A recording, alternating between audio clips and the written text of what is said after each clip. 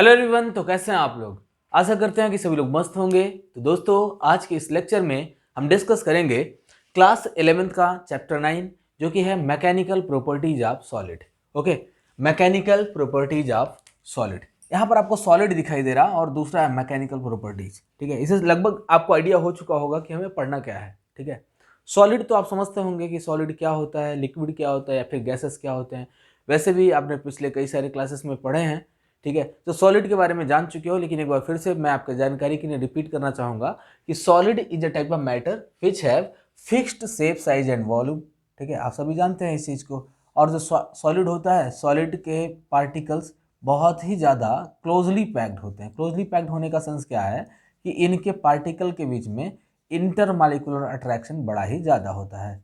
ठीक है ना, तो इनके पार्टिकल के बीच में इंटरमॉलिक्यूलर अट्रैक्शन बहुत ही ज़्यादा होता है, यानी कि इनके पार्टिकल बहुत ही क्लोजली पैक्ड होंगे, यानी स्पेस कम होगा। देखो एक चीज़ ध्यान देना कि जब अट्रैक्शन ज़्यादा होगा, जब दो पार्टिकल के बीच में अट्रैक्शन बहुत ज़्यादा होगा, तो उस कंडीशन में इनके बीच में स्पेसेस कम होते हैं। तो हम कह सकते हैं कि सॉलिड वह मैटर है जिनके पार्टिकल के बीच में इंटरमॉलिक्यूलर अट्रैक्शन बहुत ही ज़्यादा होगा और इंटरमॉलिक्यूलर स्पेस बहुत ही कम होगा। ठीक है, कहोगे सर मैकेनिकल प्रॉपर्टी से क्या समझते हो आप।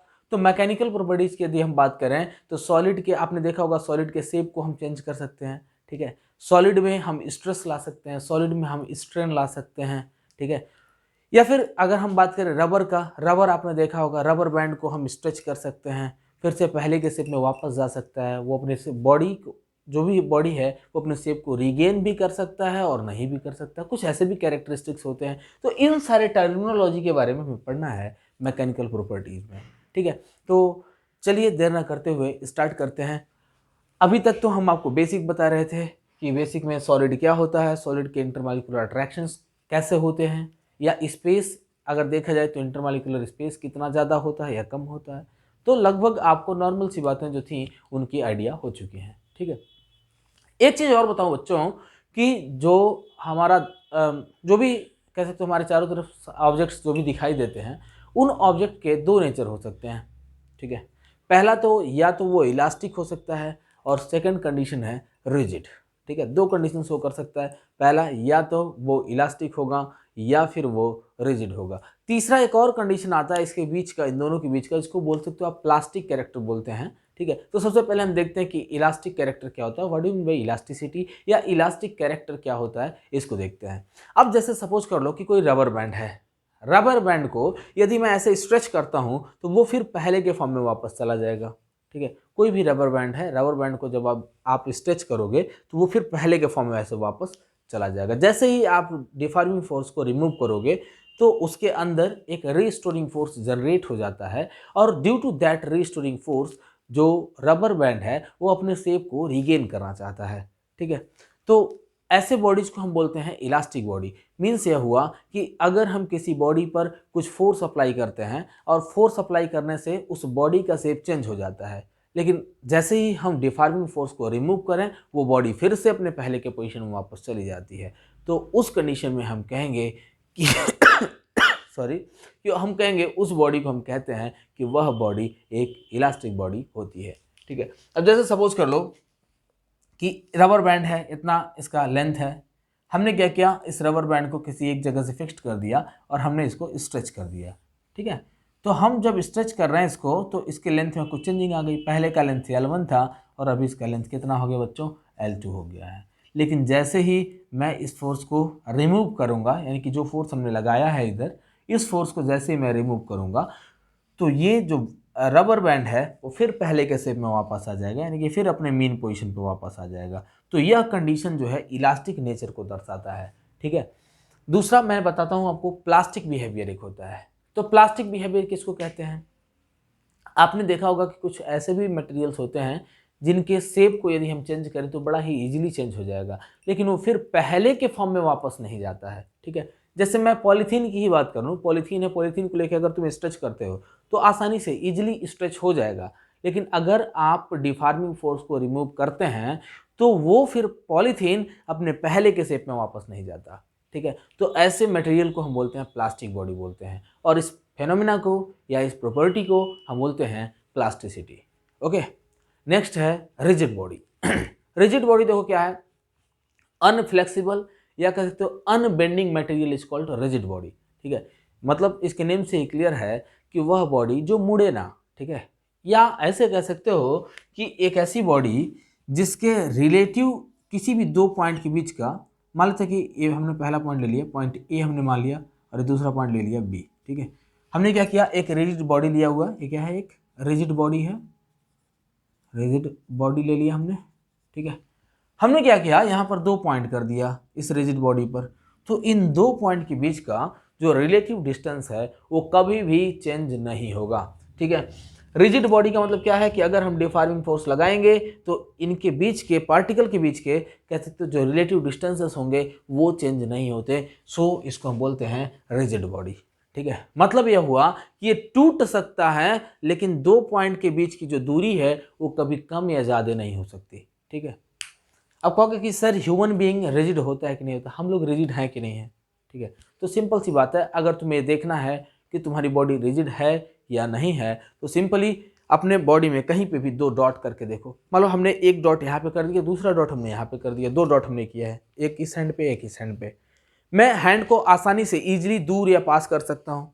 ठीक है ना, तो हमारे जो दो डॉट किए हुए कह सकते दो पोजीशंस हैं, उन पोजीशन के बीच का रिलेटिव डिस्टेंस तो चेंज हो जा रहा है ना। या फिर सपोज कर लो कि मैं दो डॉट को मैं एक ही पास कर दे रहा हूँ, तो भी मैं चाहूँ तो अपने हैंड को ऐसे कंप्रेस या एक्सटेंड कर सकता हूँ। यानी कि हमारी जो बॉडी होती है वो रिजिड बॉडी नहीं होती। ठीक है, हमारी बॉडी रिजिड बॉडी नहीं है, या कोई भी ऐसी बॉडी जिनके दो पॉइंट के बीच का रिलेटिव डिस्टेंस चेंज हो जाता है, जैसे रबर होता है, तो वो भी रिजिड बॉडी नहीं होता। कहोगे सर रिजिड बॉडी का कोई एग्जाम्पल बता दो, तो स्टोन के लो। ठीक है ना, स्टोन है तुम्हारा, ईंट है, ब्रिक्स वगैरह देखा होगा। ठीक है, ईंट क्या होता है, एक रिजिड बॉडी होती है क्योंकि उसके दो पॉइंट के बीच का रिलेटिव डिस्टेंस कभी चेंज नहीं होता। लेकिन एक और चीज़ आपके जानकारी के लिए बता दूं कि इस संसार में 100% इलास्टिक और 100% रिजिड बॉडी आज तक अवेलेबल नहीं हुआ है। क्योंकि आपने कोई भी सॉलिड पढ़ा है तो सॉलिड के पार्टिकल के बीच में कुछ गैपिंग होती है, और उस गैपिंग के कारण उनके पार्टिकल थोड़ा बहुत कंप्रेस या एक्सटेंड हो सकते हैं। तो सिंपली कह सकते हो कि 100% रिजिड बॉडी नहीं पाई जाती और ना ही 100% इलास्टिक बॉडी पाई जाती है। ठीक है, लेकिन रिजिडिटी क्या होती है या फिर इलास्टिसिटी क्या होती है, प्लास्टिसिटी क्या होती है, ये चीज़ आपको आइडिया हो गया होगा और आप लोगों ने समझ भी लिया होगा कि ये कैसे वर्क करते हैं, या कह सकते हो कि क्या होता है, ये भी चीज़ें आपने समझ लिया होगा। ठीक है, अब मैं आपको बताता हूँ कि हमने जो भी मटेरियल देखा हुआ है, जैसे सपोज करो कि कोई भी सॉलिड बॉडी है, तो आपने पढ़ा होगा कि सॉलिड जो होते हैं ऐसे क्रिस्टल्स के फॉर्म में एग्जिस्ट करते हैं। जो सॉलिड होता है वो ऐसे क्रिस्टल के फॉर्म में एग्जिस्ट करता है। कहोगे सर इसका कोई भी एक एग्जांपल बता दो। मैं बताता हूँ आपको, चीनी ले लो, चीनी के दाने को देखो, चीनी के दाने का जो शेप होता है ना बेटा, वो कुछ ऐसा ही होता है।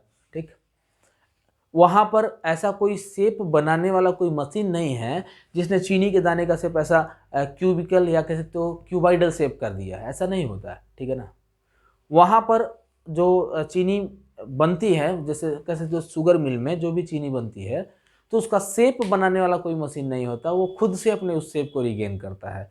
क्यों? क्योंकि वो एक सॉलिड होता है, और सॉलिड जो भी होंगे वो ऐसे क्रिस्टल के फॉर्म में एग्जिस्ट करते हैं। तुम सॉल्ट के कह सकते हो पाउडर को ही उठा करके देख सकते हो, अगर उसको आप माइक्रोस्कोप से देखोगे तो आपको दिखेगा कि वह भी कुछ ऐसे क्यूबाइडल शेप का होगा। ठीक है, तो कोई भी सॉलिड जो होता है वो कह सकते हो क्यूब या क्यूबाइडल शेप का होता है, क्रिस्टल के शेप का होता है। ठीक है ना, तो खैर यहाँ पर देखते हैं हम कि यहाँ पे देखो जितने भी कॉर्नर्स होते हैं इस सेल के, जो क्यूबिक सेल हमने बनाए हैं, इस क्यूबिक सेल के जितने भी कॉर्नर्स होंगे उन कॉर्नर्स पर एक एक पार्टिकल मौजूद होता है। ठीक है, कोई भी कॉर्नर बनाओगे तो उस कॉर्नर पर एक एक पार्टिकल मौजूद होता है, और ये पार्टिकल्स जो होते हैं वो कह सकते हो बॉन्ड से जुड़े होते हैं, कुछ ना कुछ इनके बीच में बॉन्ड होता है, और जो बॉन्ड इनके बीच में होता है वह एक स्प्रिंग का कंडीशन शो करता है, या कह सकते हो स्प्रिंग नेचर का होता है। ठीक है, कहोगे सर स्प्रिंग नेचर क्या होता है? अरे जैसे पढ़ा है ना कि जो स्प्रिंग फोर्स होता है, स्प्रिंग के ऊपर अगर हम कुछ फोर्स लगाएंगे तो स्प्रिंग भी कुछ फोर्स लगाएगी उस कंडीशन में। जैसे हम क्या करते हैं, स्प्रिंग को ऐसे दबाते हैं, और जैसे हमने फोर्स को रिमूव किया तो तुरंत स्प्रिंग इधर जाता है। ऐसा कैसे होता है? क्योंकि स्प्रिंग हमारे द्वारा लगाए गए फोर्स के अपोजिट डायरेक्शन में एक फोर्स लगाती है जिसको रिस्टोरिंग फोर्स कहते हैं, और वो अपने शेप को रिगेन करने के लिए ऐसा करती है। वही कंडीशन यहाँ पर भी होगा। कोई भी मटेरियल है, अगर आप उस मटेरियल को कुछ कंप्रेस करते हो तो वो पहले के फॉर्म में वापस जाना चाहेगी, तो बाहर की तरफ फोर्स लगाएगी, और यदि आप उस मटेरियल को एक्सटेंड करते हो तो वह मटेरियल अंदर की तरफ फोर्स लगाएगी, यानी कि कह सकते हो अपने पहले के फॉर्म में वापस जाना चाहेगी। ठीक है, तो लगभग आपको आइडिया हो चुका होगा कि ये हम क्या बनाए यहाँ पे, क्योंकि क्रिस्टल्स हैं और इन क्रिस्टल्स के ईच एंड एवरी पार्टिकल्स एक साथ जिस बॉन्ड से जुड़े होते हैं वह बॉन्ड कह सकते हैं आपकी एक स्प्रिंग फोर्स का नेचर शो करता है। ठीक है, अब देखो, अब देखते हैं स्ट्रेस क्या होता है। स्ट्रेस बताते हैं, स्ट्रेस समझाऊंगा आपको, स्ट्रेन समझाऊंगा। ठीक है, तो पहले हम देखते हैं कि स्ट्रेस क्या होता है। स्ट्रेस बच्चों, अगर मैं बता दूं, अगर हम बात करें स्ट्रेस का, तो जो स्ट्रेस होता है वह एक तरह का प्रेशर होता है। ठीक है, स्ट्रेस क्या है भाई? एक तरह का प्रेशर होता है। जैसे सपोज कर लो कि हमने क्या किया, यहाँ पर एक रॉड ले लिया है। इस रॉड का जो लेंथ है L है, ओके, एंड इसका एरिया ऑफ क्रॉस सेक्शन हमने कैपिटल A सपोज कर लिया है। हम क्या करते हैं, इस पर कुछ फोर्स लगा दें, कुछ डिफॉर्मिंग फोर्स लगाते हैं। ठीक है ना, हमने यह फोर्स लगाया, इसके एक एंड को हमने फिक्स्ड कर दिया है और दूसरे एंड को हम नीचे की तरफ खींच रहे हैं। ठीक है, तो यहां पर क्या होगा कि इसके शेप में कुछ चेंजिंग आ जाएगी, मीन्स यह थोड़ा सा इलोंगेट हो जाएगा, ये थोड़ा सा ऐसे इलोंगेट हो जाएगा।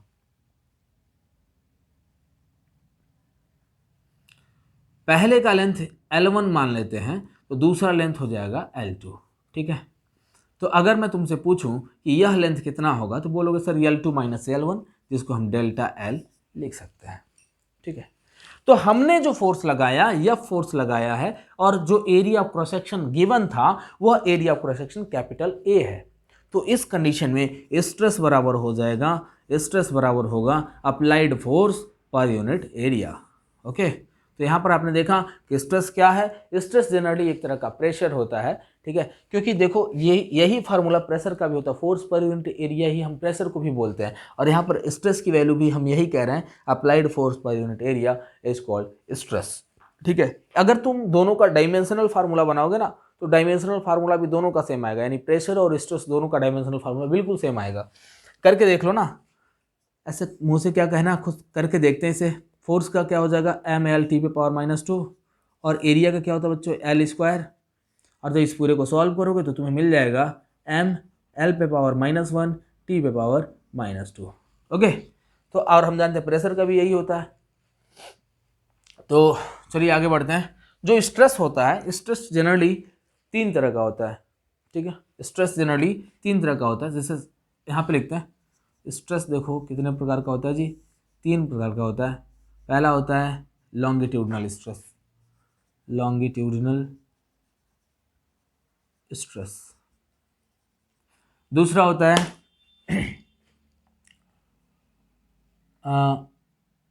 टेंजेंशियल स्ट्रेस बोलते हैं इसको, या फिर शियर स्ट्रेस बोल सकते हो। ठीक है ना, शियर स्ट्रेस बोलते हैं इसको, शियर स्ट्रेस।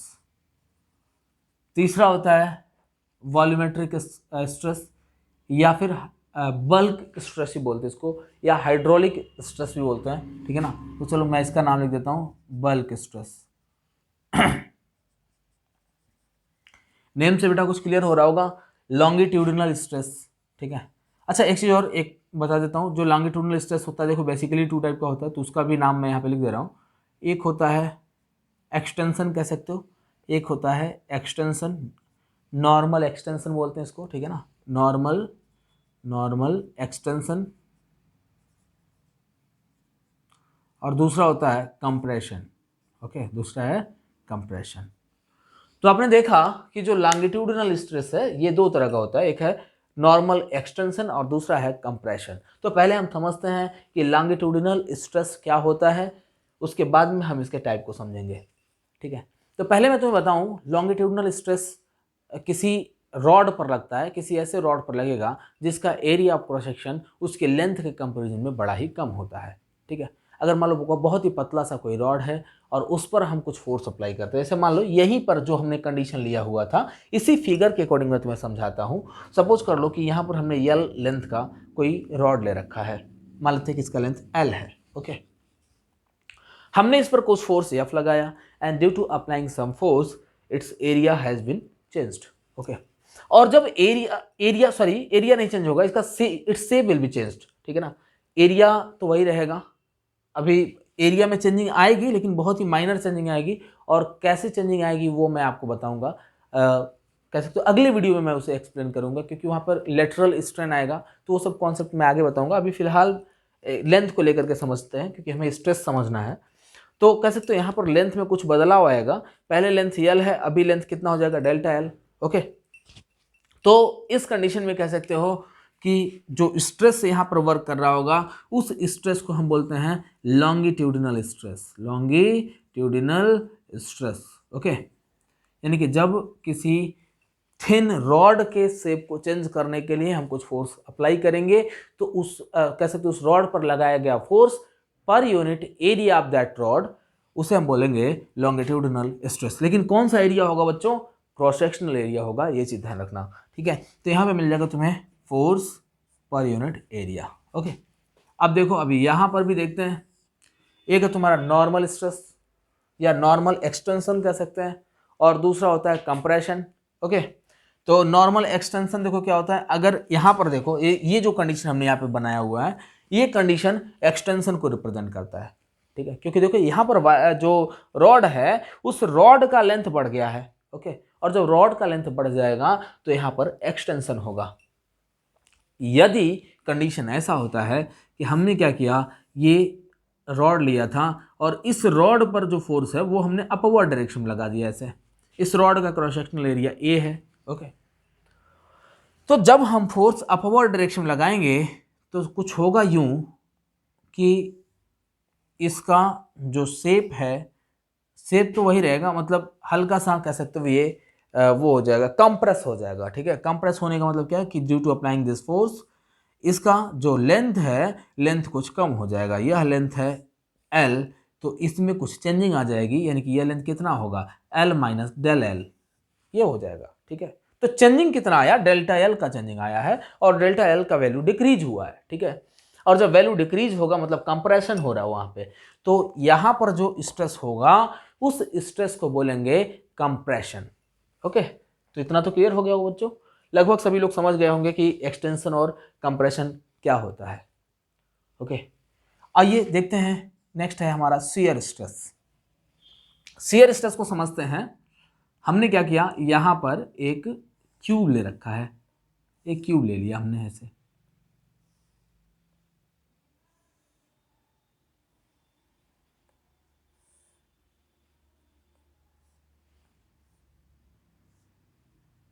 ये रहा हमारा क्यूब, ठीक है। इस क्यूब पर हम क्या करते हैं, इसके एक सरफेस को फिक्स्ड कर देते हैं और दूसरे सरफेस पर ऐसे टेंजेंशियल फोर्स लगाते हैं, ठीक है। टेंजेंशियल फोर्स का मतलब क्या है कि कुछ इस डायरेक्शन में से फोर्स लगाते हैं, मीन्स कुछ होगा यूं कि अगर हम क्या करें, ये जो बॉडी है, सपोज करो ऐसे जो बॉडी दी हुई है, इसके नीचे वाले सरफेस को हमने फिक्स्ड कर दिया है और दूसरे सरफेस पे हम ऐसे फोर्स लगा रहे हैं। तो जब ऐसे फोर्स लगाएंगे तो इसका शेप थोड़ा सा डिफॉर्म हो जाएगा, है ना। और थोड़ा सा डिफॉर्म होने का मतलब क्या है कि इसका शेप कुछ ऐसा हो जाएगा, ऐसा कुछ दिखना शुरू हो जाएगा, इसका शेप कुछ ऐसा दिखना शुरू हो जाएगा, क्योंकि इसके शेप में कुछ चेंजिंग आ जाएगी, कुछ डिफॉर्मेशन आ जाएगा और शेप तो जो है हल्का सा चेंज हो जाएगा।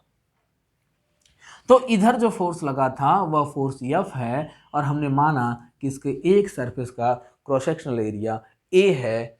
तो in that case shear stress होगा, और शियर स्ट्रेस का फार्मूला होता है, शियर स्ट्रेस बराबर होता है, शियर स्ट्रेस बराबर फोर्स पर यूनिट एरिया। तो देखा हमने यहाँ पर भी सेम वही फार्मूला आ रहा है, फोर्स पर यूनिट एरिया को हम बोलते हैं shear stress. Okay, next condition देखते हैं। अगर सपोज कर लो, लेकिन बस हमने इसका नाम शियर क्यों दिया, क्योंकि इसके कारण इसके शेप में चेंजिंग आ रही है ना।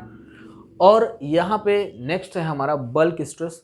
बल्क स्ट्रेस क्यों बोलेंगे, क्योंकि यहाँ पर जो फोर्स हम अप्लाई करेंगे उस फोर्स के कारण इसके पूरे वॉल्यूम में चेंजिंग आ जाएगी। जैसे सपोज कर लो कि यहाँ पर एक स्फीयर दे रखा है, इस स्फीयर का वॉल्यूम है v।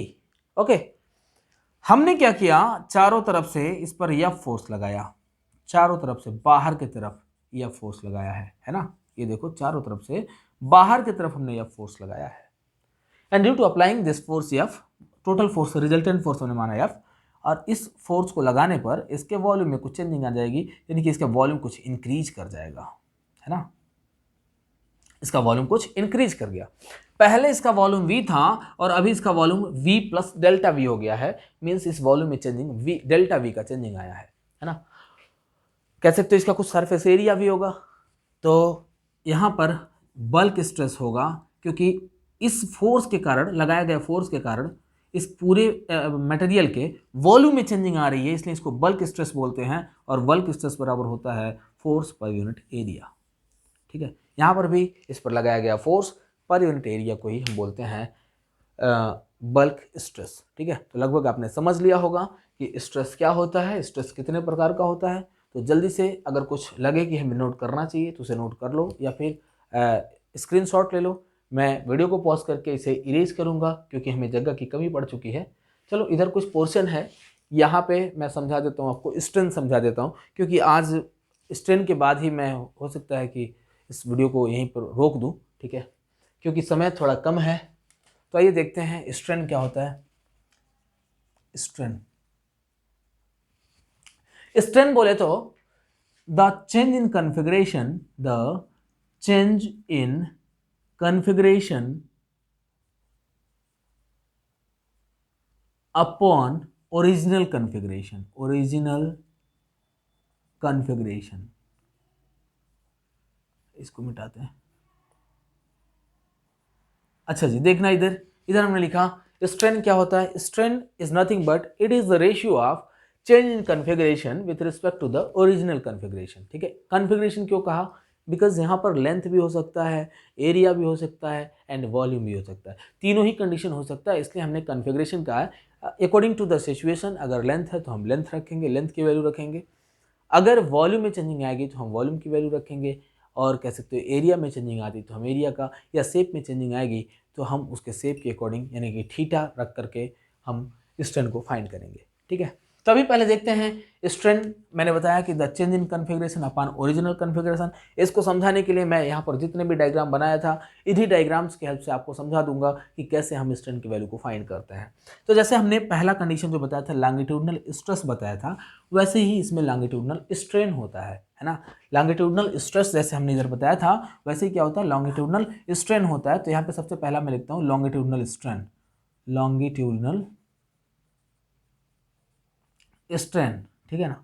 इसका वैल्यू जो होगा, अब देखो यहाँ पर हुआ क्या था कि जब हमने लॉन्गिट्यूडनल स्ट्रेस लगाया था, या कह सकते हो जब हम किसी रॉड पर जब हमने फोर्स लगाया था, तो उसके लेंथ में कुछ चेंजिंग आई थी, ठीक। लेंथ में हमने माना डेल्टा एल चेंजिंग आई है। तो चेंज इन कॉन्फ़िगरेशन कितना चेंजिंग आया है इसमें, तो डेल्टा एल चेंजिंग आया है ना, तो यहाँ पे लिखोगे डेल्टा एल। और इसका ओरिजिनल लेंथ कितना था, ओरिजिनल लेंथ था एल, तो हो जाएगा एल, ओके। तो मिला तुम्हें longitudinal strain is equals to change in length upon original length. Clear है बेटा। अब चलो आगे देखते हैं, दूसरा कंडीशन होगा हमारा। दूसरा कंडीशन है शियर स्ट्रेस, ठीक है। शियर स्ट्रेस देखो क्या होगा, जनरली हुआ क्या था कि हमने इसी पर कुछ फोर्स लगाया था, and due to applying some force, इसके शेप में कुछ ऐसे चेंजिंग आ गई थी, ऐसे कर सकते हो, कुछ चेंजिंग आ गई थी, ठीक है ना। ये कुछ एंगुलर चेंजिंग आई थी, मान लिया कि ये एंगल है थीटा, इस क्यूब का लेंथ पूरा एल है, तो ये वाला डिस्टेंस भी एल ही होगा, और इसको हमने मान लिया डेल्टा एल, इसमें चेंजिंग आई है। तो यहाँ पर जो होगा शियर स्ट्रेन होगा, और शियर स्ट्रेन का वैल्यू देखिए क्या होता है, दूसरा होता है शियर स्ट्रेन। शियर स्ट्रेन जैसे आपने देखा है, जो स्ट्रेस होता है तीन प्रकार का होता है, लॉन्गिट्यूडनल स्ट्रेस, शियर स्ट्रेस और बल्क स्ट्रेस। वैसे ही जो स्ट्रेन होता है, स्ट्रेन भी कह सकते एक तरह से देखा जाए तो इसी का कुछ पूरक होता है, मतलब ऐसे ही कुछ कह सकते, तो तीन तरह के स्ट्रेन भी होते हैं। तो पहला लॉन्गिट्यूडनल स्ट्रेन, जो जिसका वैल्यू हमने यहाँ पे लिख दिया है। दूसरा होता है शियर स्ट्रेन। शियर स्ट्रेन में देख रहे हैं आपकी शेप में चेंजिंग आ रही है, तो इसको हम रिप्रेजेंट करते हैं थीटा से। तो थीटा बराबर हो जाएगा, देखो थीटा जनरली जो चेंजिंग आ रही है, ये चेंजिंग बहुत ही कम आती है, ठीक है। तो कह सकते हो कि जो थीटा है, theta is nearly equal to tan theta हो जाता है। और जब theta is nearly equal to tan theta due to very small change, तो इन दिस केस यहाँ पे मिलेगा हमें कैसे, tan theta is equal to होता है परपेंडिकुलर अपॉन बेस। अरे पढ़ा है ना इसको, tan theta is equal to क्या होता है जी, परपेंडिकुलर अपॉन बेस। तो यहाँ पे परपेंडिकुलर कितना है जी, डेल्टा एल है, एंड बेस कितना है एल। तो कह सकते हो क्या, यहाँ पर भी मिला हमें delta L upon L. Okay, this is shear strain. Last देखते हैं सॉरी गाइस चलो जी देखते हैं, लास्ट है हमारा बल्क स्ट्रेन। बल्क स्ट्रेन आइए समझते हैं इसे। बल्क स्ट्रेन का मतलब ये है कि जब हम किसी सॉलिड बॉडी पर अगर हम कुछ फोर्स लगाते हैं तो इसके वॉल्यूम में चेंजिंग आएगी। जैसे हमने यहाँ पर कुछ फोर्स लगाया था तो इस स्फीयर पे फोर्स लगाने पर इसके वॉल्यूम में डेल्टा भी चेंजिंग आया था। तो यहाँ पर चेंज कितना है, चेंज किसका आया, वॉल्यूम का। तो यहाँ पर लिखोगे चेंज इन कन्फिग्रेशन की जगह पर चेंज इन वॉल्यूम हो जाएगा अपॉन ओरिजिनल वॉल्यूम। तो ओरिजिनल वॉल्यूम कितना है जी, v है, तो लिखेंगे डेल्टा v अपॉन v। ये हमें मिल गया बल्क स्ट्रेन। ठीक है, तो आपने समझ लिया होगा कि स्ट्रेन क्या होता है, change in configuration per unit original configuration. और इसके बाद में ये 3 प्रकार का होता है, एक है लॉन्गिट्यूडनल स्ट्रेन, दूसरा होता है शियर स्ट्रेन, और तीसरा है बल्क स्ट्रेन। ठीक है, तो 3 प्रकार का ये हमारा स्ट्रेन भी होता है। सो गाइस, हम अगले वीडियो में यहीं से इसके जस्ट बाद वाले टॉपिक से हम पोर्शन को स्टार्ट करेंगे। वहाँ पर स्ट्रेस स्ट्रेन कर्व को डिस्कस करेंगे। ठीक है, हुक्स लॉ को डिस्कस करेंगे, और पॉइजन्स रेशियो, और भी बहुत सारे चीज़ें हैं जो कि इसमें दी हुई हैं। इलास्टिसिटी को डिस्कस करेंगे, मॉडुलस ऑफ इलास्टिसिटी को डिस्कस करेंगे। ठीक है ना, मॉडुलस ऑफ इलास्टिसिटी में भी लॉन्गिट्यूडनल या फिर यंग्स मॉडुलस हम बोलते हैं। ठीक है, तो इन सब सारी चीज़ों को डिस्कस करेंगे। तो अगर आप हमारे चैनल पर नए हैं तो इस चैनल को सब्सक्राइब करना तो यार बिल्कुल भी ना भूलना, साथ ही साथ बेल आइकन दबा देना, क्योंकि जैसे ही मैं इससे अगले टॉपिक को अपलोड करूंगा आपको लिंक सबसे पहले मिल जाएगी और आप उस वीडियो का लाभ उठा सकते हैं। ठीक है, तो अगर तनिक भी आपको हमारी वीडियो पसंद आया और आपको लगता है कि आपको कुछ सीखने को मिला तो इस वीडियो को लाइक तो ज़रूर करना यार, क्योंकि आपके एक लाइक से हमारे हौसले और बढ़ते हैं और हम आपके लिए अच्छे से अच्छे कंटेंट लेकर के आते रहते हैं। तो तब तक के लिए विदा लेंगे, मिलेंगे आपसे अगले वीडियो में। जय हिंद दोस्तों।